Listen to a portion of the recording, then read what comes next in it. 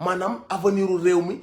sama avenir u ay doom li war a dimbali samay doom tu n'as pas été à la hauteur de responsabilité bu muy laaj mooy nga war a voter nga war a choisir ñi ñu war a jox bés big yi stylo yi instance de décision yi légèreté bi nga jël pour voter nit kooku noonu kon aujourd'hui nit kooku noonu bu jëlee yet di la ko dóor c'est vrai que manipulateur la c'est vrai qu'il a les moyens mais quelque part toi aussi tu n'as pas eu l'attitude qu'il fallait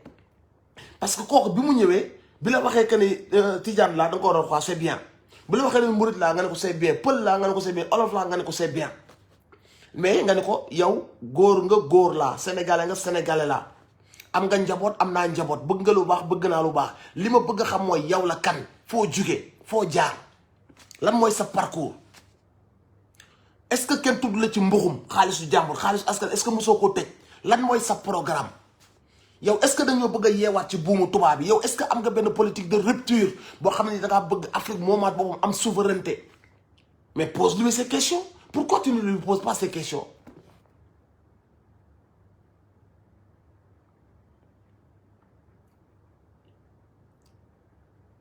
pourquoi tu ne lui poses pas ces questions Bizal Sall taxawaay Sonko nu ma koy gisee fii boobu 2024 mooy mu bañ a changer mu continuer nekk ak askan bi mu nekk quelqu'un de véridique def liggéeyam à l'Assemblée comme ni mu koy defee nii parce que Sénégal yi kenn moomu leen comprendre nga si tu fais les choses bien Beuz mon frère maa lay show love man namees loolu rek la war a def qu'il reste la même personne parce que li tax Sénégal yi bëgg ko c'est parce que il a fait ce que les Sénégalais attendaient de lui mooy d'être une personne honnête une personne digne une personne patriote une personne boo xam ne bu gisee injustice dina ko dénoncer et que doxul ci ay combine comploté wul réewam su continuer lu Sénégal yi dañ koy gën a bëgg doo gis mukk ko bañ man loolu laa koy digal te ci ni ma ko gisee du koy changer du koy soppeeku ci réew mi la jàngee jàng na alxuraan am na ay waajur yu baax fi mu doon liggéey seddal nañ ko lu baax donc xel mën naa dal ci moom tu vois man système bi moo tax parfois gars yi na ma non kii la ni nga jëlee position man leen ku baax aw ma ci sago lépp lu fi mën a jëlee système bi dagan na nga tayle sa carrière nga ñàkk sa liggéey nga lépp jar na ko pour que sunu noon yi bàyyi noog sunu réew pour une fois ñu am benn président yoo xam ñoo ko tànnal suñu bopp xool nañ ay jikkoom doy nañu ñu jël ko teg ko ci réew bi ñu essayé leneen li fi nekk bu doon mi ngi dox sax ñu nekk mais doxul ça fait 70 ans ñuy dellu ginnaaw donc rien ne m'attache à ce système mon gars j'ai envie d'essayer autre chose nouvelle ère beneen façon de faire j'ai envie d'avoir ay nit yu intègre dans les postes dans les instances de décision donc loolu laa koy digal tu vois constance rek comme ni ko Fanta waxee il faut rester constant si say idée li tax ñu bëgg la bul ci teggi sa tànk soxna Sonia ñi ngi show love Lita much love yow maa leen di show love yéen ñëpp sérieusement maa leen di show love et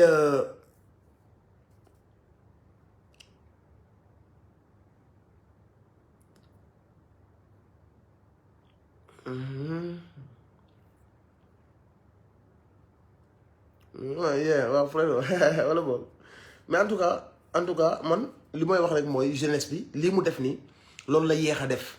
dañoo nelawaloon suñu parents yi nag ba defuñu ko parce que nag dañ leen di comprendre dëkk boo xam ne benn télé moo fa daan am télé ba télé nguur la nguur yi aussi mën nañoo dem ci ñenn ci sëriñ si am nañu def ak ñoom dem ci ñenn ci waykat def ak ñoom pour ñu naxoon suñu parents yi dafa yomb nañu waxante dëgg pour ñu naxoon si waa kaw ga parce que waa kaw ga suñu mbokki kaw yi rajo rek lañ daan déglu ban rajo la ñuy déglu xam ngeen rajo bi ñuy déglu rajo boobu la neex buur ba la ñuy wax nañu waxante dëgg kon pour ñu naxoon suñu parents yi lu yomb la woon donc suñu parents yi lu ñu leen mere war nañ leen mën comprendre que ni conditions yi teewul woon pour ñu yeewu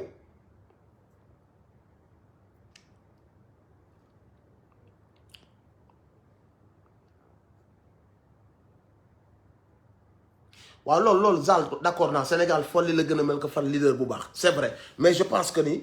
pour une fois parce que daawuñu am nag seen candidat bu ñu waxantee dëgg jeunes yi mosuñu am seen candidat xam nga jeunes yi dañu xam nga leen dafa baax si réew mooy déjà ki ngeen di def leader ngeen fan ko c'est très important nit ki boo ko fanwee li muy def da nga koy bëgg a def li xaw a baax ci affaire bi mooy nañ daan fale bokkul système dafa daan nekk sonal ñu ñu nekk mu yàgg di fippu daal di fal kaneenu système bu bokkul ak ay nit yoo xam ne kii nga xamante ni ñoo ko tànnal seen bopp joxu leen dërëm amagul yenn poste yi sax amagu ko et que ci lim leen di woo dal na seen xel mooy Afrique bu bees moom sa bopp jariñoo say ressources décomplexé mooy tubaab dootuñu sëgg ci kanamu ñaata président ñaata dirigeant lañu am yuy sëgg ci tubaab yi ci kanamu tubaab yi. on a un président boo xam ne xaw ma ñaata at la am bu demee ci kanamu Macron bi am 40 ans ñamul sëggi xool ko suñu amee tey ni jeunes yi xam nga africains yi nag ñoo commencé décomplexé il faut ngeen comprendre loolu. kii di décomplexé nag di nouveau type de leader booy yi bu ñu gisee genre leader du mel dañ leen di idolâtrer et c'est très important ngay idolâtrer sa leader parce que daf lay inspirer bu liggéeyee da ngay bëgg a liggéey su naayisee da ngay bëgg a naayis su nekkee gentle boy da ngay bëgg a nekk gentle boy lu mu nekk da nga koy bëgg a nekk parce que dafa mel ne comme Kagame bët bi ko Rwandais yi di xoolee Kagame dafay inspirer Rwandais yi à la réussite daf leen di inspirer au travail daf leen di inspirer à gëm seen bopp doon beneen façon peuple loolu moo tax jeune bu xoolee ba xool ba tànn da nga ko war a jàppale ci ki mu tànn mais pas yi fi nekk bëgguñu loolu dañoo soxor bu ñu sañoon dañuy nelawal jeunes yi ñoom ñu continuer toog suñu kaw même système bi bëgguñu mu jógee fi xam nga li ma la wax Mori maa ngi lay ziar Fall Ndiaga maa lay ziar c'est vrai Fanta on a bon bu njëkk amoon nañ ko je veux dire amoon nañ ay Cheikh Anta chaque fois référence yi dañuy delluwaat ci Mamadou Dia ay Cheikh Anta yi ñu mel noonu quoi mais d'après bi système bi jëlee ay formam ba léegi ñu ngi doog a diis nit njiit bu mel ne Ousmane Sonko wala boog génération bu mel noonu quoi ay Ousmane Sonko Barthélémy Diaz ay nit yu mel noonu ñu ngi doog a am génération bu mel noonu mu tombeek nag internet ñëw mbir yi commencé leer ci bopp nit ñi commencé gën a poser des questions xam mbir yi donc il commence vraiment jeunes yi ils commencent vraiment à se poser des questions pour revenir foofu fi ma doon waxee mooy suñ parents yi pour ñu naxoon leen dafa yomb loolu moo tax système bi a su s'ancrer parce que il avait la possibilité de manipuler tout le monde benn télé fi amoon ak benn rajo foo nekk ci Sénégal loolu ngay déglu kon donc pour koo ko manipuler day yomb mais jamono ji nga xamee ne information bi mi ngi tas internet ñëw booy dem di jëlil seen bopp seen information journaliste buy fen ñu ne la tuer un menteur xam nañu bu ñu tollee foofu la donne va changer te foofu lañ toll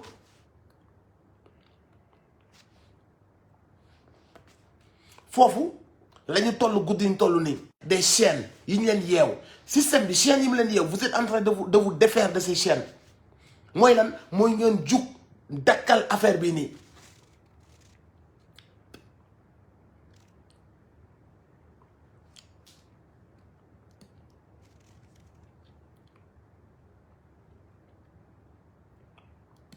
waaw mais non opposition xanaa xamoo nguur goo xamante si ni yow yaa ngi ak appareil état yaa ngi ak député yi yaa ngi ak maire yu bëri yaa leen moom yaa ngi ak milliards yi ba noppi nga ragal ay opposants yoo xam ni Ousmane Sonko amul sax beneen poste bu dul député bu muy def nga ragal kooku ba war a dagg bopp bi kon war ngaa xam que ni loolu du état war ngaa xam que ni ces gens là amuñu ay idées ils ne sont pas compétents. avec tout cet appareil là ngeen yor ba noppi dem di xool ay opposants pour dagg seen i bopp xool opposition bi ngeen jënd leen ana Idrissa Seck la honte de toute la nation bu ko kenn woowee nitu Thiès encore une fois nañu dem di jàng histoire am na yu nit di foowee musuma ko wax musuma ko tudd te fu ma ko gisee daf may vexé daf may offensé nitu Thiès fu ma déggee wax boobu daf may offensé xam nga lu tax dem nañ dellu tuuti ñu jàng histoire combat yi gën a kawe gën a patriotique fii ci Sénégal ñu dëkk Thiès ñoo ko mëne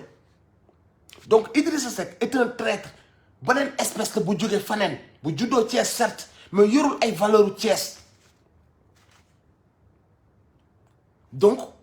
am na wax yoo xam ne dañ koy foowee léeg-léeg dañuy fàtte que ne suñu frère yu bokk ci combat bi suñu sœur yu bokk ci combat bi dëkk ci yenn région yi am na yenn yoo xam ne dañ koy foowee mën nañ leen a offensé te pourtant ñooñu ñu ngi ci combat bi di xeex au nom de l'humour au nom de bëgg ay j'aime ñun ñu jël suñu ay frères yoo xam ñu ngi ci combat bi suñu ay rang ñu wax yenn mots yoo xam ne mën na leen a offensé ndax lan benn traître bu tudd Idrissa Seck kooku waruñu ko woowee lu dul un traître un vaurien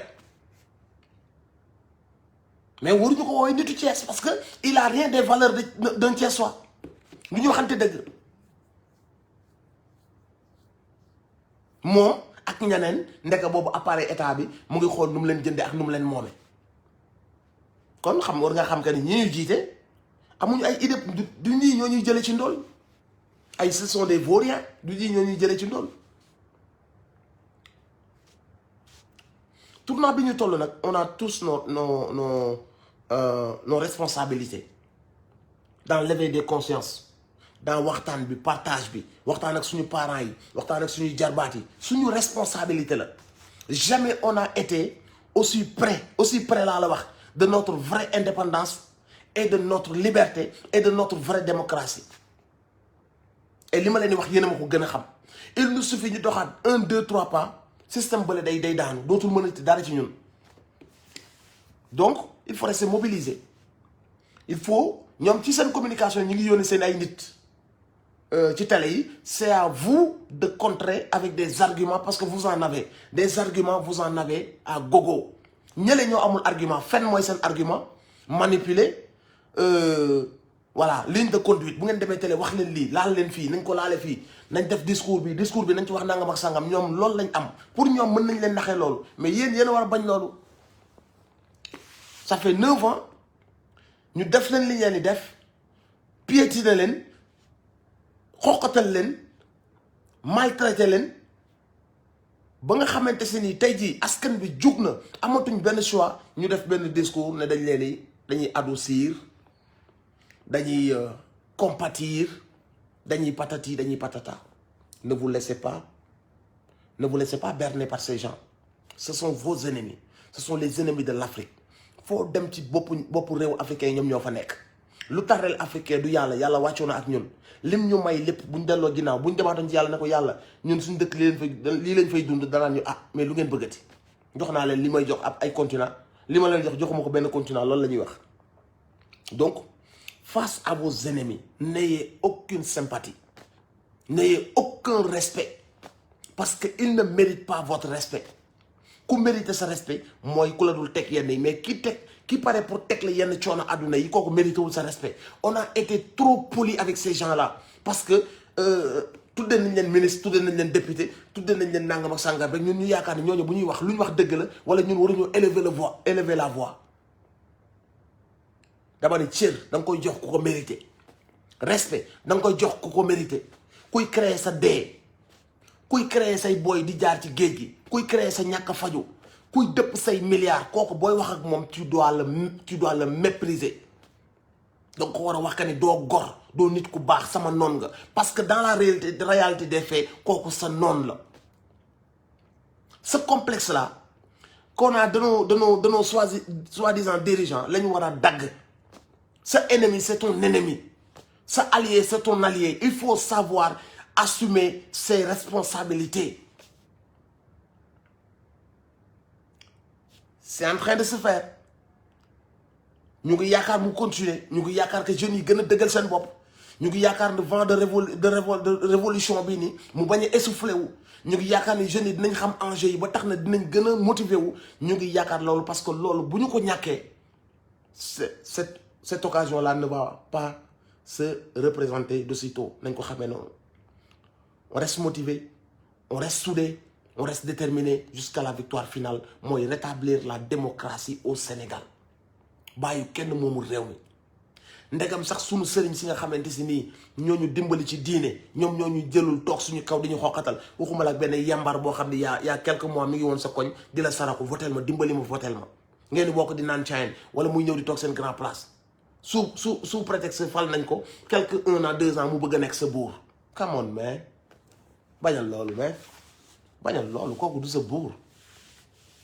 vert jaune rouge bi ñun ñëpp ñoo ko bokk réew mi ñun ñëpp ñoo ko bokk suñuy doom war nañ leen bëggal lu baax pour ñu bëggal leen lu baax foog ñu jël suñu responsabilité mais foog ma am lu ma lekk suba wala foog ma am lu ma fayee sama location doy na ma si tu ne penses pas à tes enfants alors il faut que ñu créer les conditions yi war a tax suñu doom yi bu ñu ñëwee ñun galère bi ñuy dund ñoom duñ ko dund donc les sacrifices que cela demande war nañ ko mën def avec honneur et plaisir parce que suñuy doom ñoo tax ñu koy def ñu bëri si ñun amoon nañ possibilité dem ci leneen nekk ci leneen mu nekk ay xéewali àdduna mais quand tu mesures l'importance de t'engager de changer la donne de préparer le chemin le lendemain pour tes enfants ah boo engagé wul de man xamatuma lan moo lay engagé loo